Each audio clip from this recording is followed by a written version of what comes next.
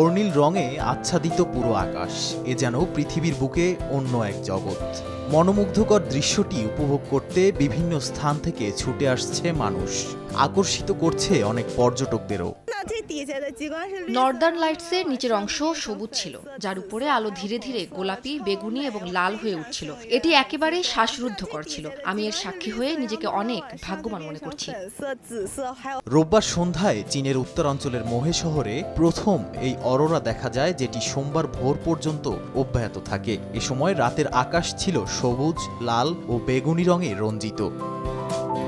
চীনের উত্তর পশ্চিমাঞ্চলের ঝিনজিয়াং অঞ্চলেও দেখা গেছে অরোরা। দেশটির আলতাই অঞ্চলের হাওয়াহেতে রাতের আকাশ লাল রঙে সজ্জিত হয়েছিল।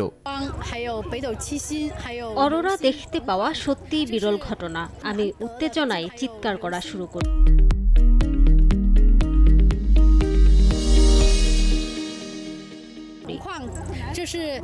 এ ধরনের নর্দার্ন লাইটস সাধারণত পৃথিবীর উত্তর মেরুর কাছাকাছি অঞ্চলে দেখা যায়।